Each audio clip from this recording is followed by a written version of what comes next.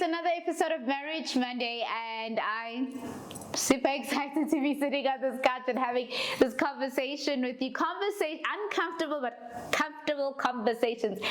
And today is rather a conversation I have every day. I've had all my life. I've had from a child, as a child, and I have this conversation even now as a grown woman and as a mother, as a daughter.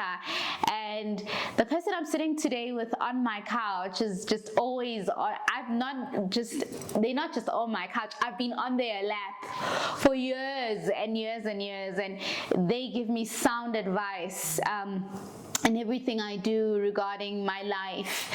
And this one's a very close one to me. I'm sitting with my dad. I am having a conversation that conversations I always have with my dad.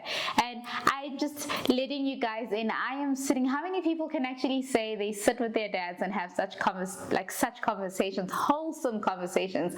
And God has loved me so much that He's given me and granted me the opportunity to have this conversation with my father, the love of my life, my king, the first man to ever love me and show me what true love is. And if it doesn't look like that, then it's not love.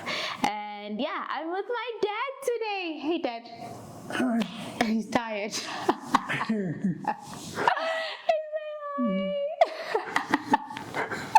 I hijacked him. Like, Daddy, please have this conversation with me. He's like, I'm tired. But I'm like, once I told him what we're going to be speaking about, he said, oh, that's easy. It's going to be an easy conversation. Dad, I want to speak about the difference in love now to then, especially with men, regarding men, not women, but regarding men. Sure, I have so many questions to ask, but I'll start here and say, men these days, you guys always sit around and speak and say your generation is pretty different to us. And by saying that, first question is, how did commitment look for a man back then? What was commitment for a young man? What was commitment when you saw mom and you said, you marrying mom? What was commitment back then? What is commitment? What a question. For us, I mean, commitment really meant just commitment. It meant I'm going to be with this woman, and then for the rest of my life anyway. Yeah. So what it really meant is when you told her, I love you, what triggered that, it's what you saw in her. And what is it that you saw? It's what you see in yourself. Yeah. You saw yourself in her. That's why you loved her. You'll never love somebody unless you see some similarities in that person to what you have. So by so saying, it means you saying, I love you, meaning that you love yourself first. Sure. That's why you saw yourself in that person. Sure. So, and that is on its own is commitment already, because you can't love yourself today, tomorrow you don't love yourself. Sure. It doesn't happen. Everybody loves himself or herself. So once you said, I love you, it means you saw something in that person that really resonates with you. Yeah. That is why now with us it continued, because that was genuine love. It had nothing to do with anything material or otherwise. It was just, pure love, meaning I saw myself in this woman, and then when I say I love you, it means simply saying I love myself. So that's why we've got this commitment throughout. Sure. So basically, you're saying, in essence, it falls back to I would never treat you or hurt you, because then I'd be hurting myself or I'd be betraying myself. Exactly. This is what I mean. Whatever you do, Yeah. you'll never disappoint yourself. Yeah. So there's no way that you disappoint her, because whatever you're going to do, it's what you'd love her to do to you. Yeah. So there's no way that you're going to do anything funny and expect her to be happy if you wouldn't be happy if she does it to you. Sure. So it goes back to do unto others as you'd like them to do done unto you. Yeah. You know, without being biblical, just being human, you know. I can't be a chameleon. Tomorrow I'm like this, tomorrow I'm like that, and I expect her to be what I want her to be all the time. Sure. You see, so that's why, you know, our commitment really was based on nothing but just pure love. Loving oneself is loving the other person without being given instructions. Sure. Dad, and then what did it look like? Like, what did commitment look like? You approach mom and you say, I want to marry you. Yeah. And then how does it now look physically? How does, I get the emotional part of it then. How does it then look physically? Or how does this commitment look? We date nowadays. We date 10 years, 5 years. We date forever until a guy says, I need to be ready. I need to get my ducks in a row. Or he says, not yet, or whatever. How does commitment then look in your time?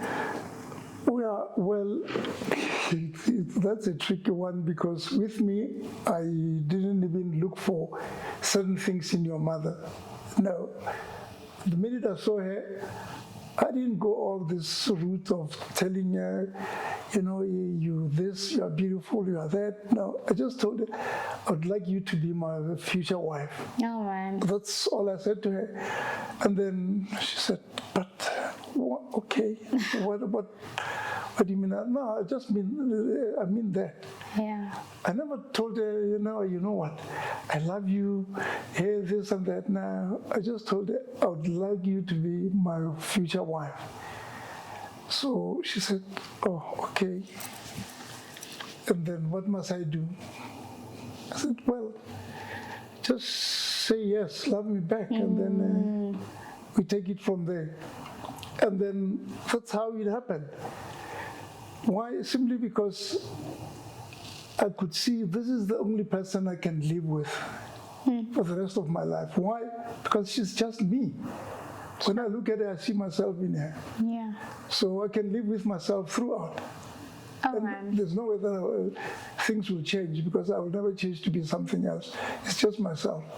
So whenever I look at her, I see myself in her.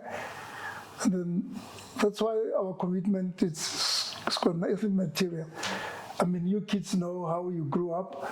You know what you went through. Yeah. Not many women could have stood what she went through. Yeah. And not because I was a troublesome man or anything. Life on its own, Yeah. you know, brought such challenges and all that. Yeah. But she was there for the challenge. She had no issues. Why? Because it wasn't me doing all that. It was just life on its own. Yeah. And then she didn't see me as somebody who's giving her problems, because it wasn't me, definitely. And then I didn't see myself as well as somebody who cannot really afford to support her, do this. I was as supportive as possible, and then just be myself. Yeah. I know what I want in life. Yeah. And it's exactly what she wanted in life. Yeah. And I strived for that, to make sure she's always happy.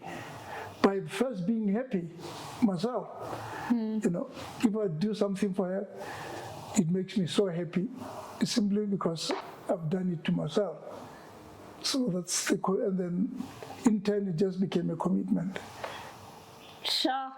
Guys, I'm trying to get, I'm like literally trying. I love my Prince's love story, and I think it's one of my favorite love stories ever. And because it's so close to me and it's what I know, and I'm trying not to get like super emotional right now about it still, because my parents are like you guys are 46 years married now. 46. 45 now. 45 years married now, and it's not that you guys didn't go through your ups and downs, you did, but the true commitment of fighting for what you guys have and what you guys had. And I think that's another thing, Dad, in our generation, where I feel like we don't have the fight in us.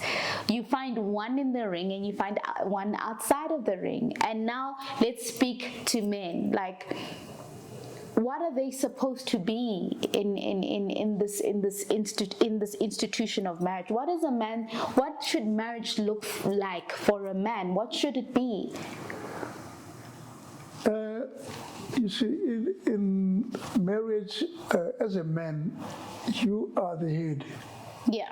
And that's what every man would like to hear. Yeah, favorite line. You are the one, you are in charge. You've got to, Yeah.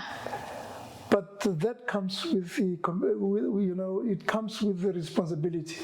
Yeah. When you say, I'm the head here, really, I mean, you must just look at yourself as the head. And then, the body will never function unless the head is normal. And Yeah. there's no problem upstairs here, which is the head. Yeah. So you have to be as perfect as possible without trying. It must just be that, because you are the head. I mean, you can just imagine if you're somebody with headaches all the time. Your head is forever pounding, and you've got all sorts of stuff. The body will never be okay. Yeah. So, as a man, being the head, try by all means to be as healthy as possible. Sure. Health in every respect. Be the person, be the person that everybody would like to be. Imagine I'm the head. I will come home, I'm in shambles, so they don't understand what happened. Every time they say, hey, what happened? They don't see the perfect man. Every time you come from wherever, you're not okay. Yeah. There's something wrong with you. Why? What would be, what type of example are you setting for your family, to your kids? What message are you sending to her? They must look forward to seeing Dad coming through that door. Yeah, at all times. So as a man, that's what you need to represent, and which is not happening today, honestly. Yeah, what do you think of the generation of men today? Husbands. Yeah, what's happening today, it's our guys are no longer themselves. Sure. They live for other people, and then in turn they come back and try to blame the wife. You see, because like I was saying, when you first approached her, you saw yourself in that woman. But when you go out there, you undergo so many changes because you're trying to please everyone you come across there. Yeah. And then you undergo so many changes in your character, behavior, everything, to the extent that you start hating yourself. Sure. Without realizing that you hate yourself. And it's going to manifest in how you treat your family, your wife, your children. And then you start manifesting how you see yourself. And then because you hate that, what you see with yourself, and then it's transferred to your family and your wife, your children, and then you become a mess now. Yeah. So this is exactly what's happening with our guys, and they are not even aware of that. Yeah. The wife will try to say, hey, but it looks like you have changed. You never see that. Why? Yeah. Because he doesn't see the change in him. He wants to see it in the wife. Whereas he's the one who's guiding the wife that way, Sure. you know. So it's just a mess. The men will just really need to revisit themselves and Yeah. see, who they are now. That's deep. I don't know if you guys heard that, but men need to revisit themselves. If you don't like who you are, there is no way you can love and manifest love upon your wife or your children. And it is a big pandemic. It's a big thing. I mean, they live for the streets. They live out there. They don't live at home. They don't come back home. I don't know how many TikToks I've recently watched of women recording their husbands arriving at 6 o'clock in the morning. And that person is supposed to be a husband. What is the role of a husband? Provide, protect, take care. That's what you guys did, right? And I'm not saying you guys were perfect, but that's what you strived to do, at least in your time. Yeah, no, it's not a question of being perfect in that regard, because as a man, you're the one to give safety to your family. Yeah. And then you give them comfort. Yeah. When they've got issues, and then you are the problem solver. But unfortunately today we are the problems. Sure. We need to be solved. Instead of us solving problems, we need to be solved. But now we don't even see it, you know. Yeah. And that's why what's happening today it's shocking, because people don't even realize that no, they are the problems. They always see problems with other people. But now you got married to this woman, and then you knew what you wanted in this woman. Yeah. And then she's still the same. You are the one who has changed. Now you think she has changed. Yeah. You see? So this is the problem we have now. With us, we were very lucky, because the woman that you met at that time, Yeah. and what you saw in that woman continued to be there. Why? Because you were always there for her. And then now, what you saw in her will always see. Why? Because you're most of the time together. You're most of the time sharing, your concerns. Yeah. You see, that's why you never see anything different about her. Because you talk to her every day.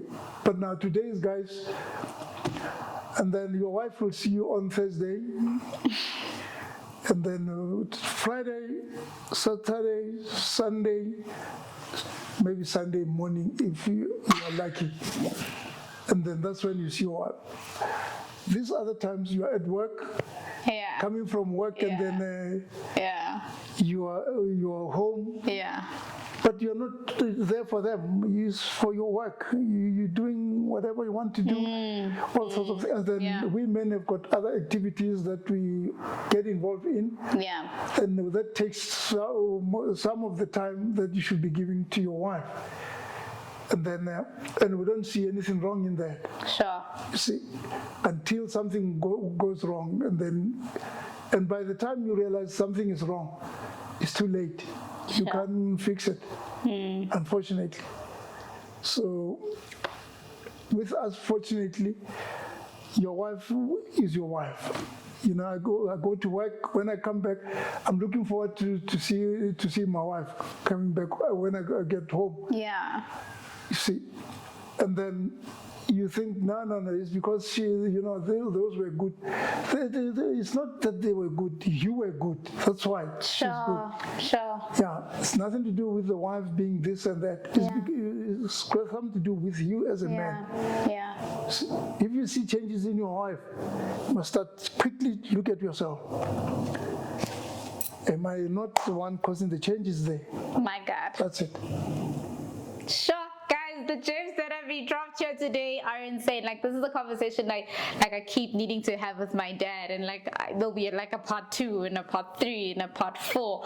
But Dad, then what would you give husbands out there? What advice would you give husbands that are currently struggling and trying to fix their marriages again, or trying to win back the love of their wives and trying to mend what was broken or that they have broken?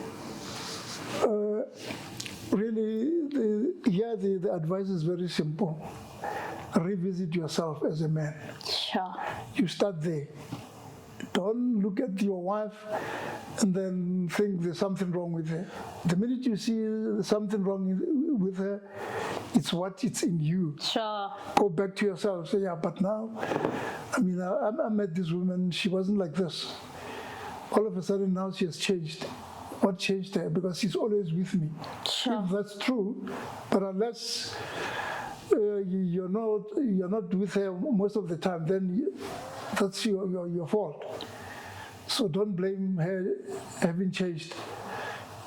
The changes came in because you were not there. You left a vacuum, and nature does not allow it. Sure. So something crept in there. Yeah. But if you were always there, you wouldn't see any changes. Because when you're there, you always see what you wanted to see. Yeah. Because that's what you inculcate in your wife and your family as well. So really check yourself before you blame anybody else. And then you'll find the answer. It's a very simple thing. Sure. Guys, I don't even know, like, men, revisit who you are. Revisit yourselves before if you're trying to fix things at home, if you're trying to work things out with your wife, if you're trying to win, if this covenant is something you really want, revisit yourself. It's so simple, like that simple. Dad, we could go on and on, and I know we have to have a part 2 of this conversation. There's so many questions I still need to ask, but like, because of time, there's so many questions I need to ask. But thank you for being on my channel. Like, I'm so blessed to have you in my life. Like, these are the things Ulibo's gonna look back on and say, that was my grandfather. These are the memories we're creating for our children. And these are those videos our boy children, my son will look back and say, my grandfather was that type of man, and I need to be that type of man. And this is why these are going to be those videos I archive and I hold close to my heart, because Ululibo is going to have to draw back to this conversation of what type of husband he should be and what type of lover he should be one day. So I'm really grateful for this opportunity, and thank you, God. Thank you for blessing me with such an amazing father who's loved my mom for 45 years and has fought for them, and even through ups and downs, they've never left each other. He's never left her, and he's always been just. And thank you for honoring Mom, Dad. I love you so much, and honoring us. Like, we never felt a void as your children. We knew you were there.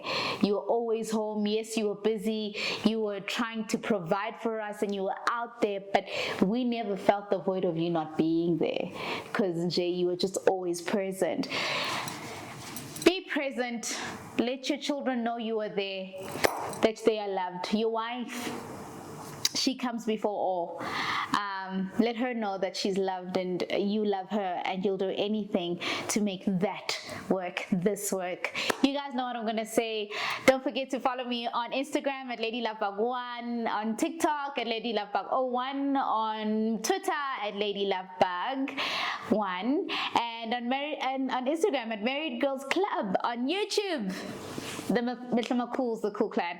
Don't forget to like, share, and subscribe. And remember, I am only here, and we are only here for healthy, happy, successful marriages. See you next week, Monday. I love you, Dad. Mwah. Love you, my baby.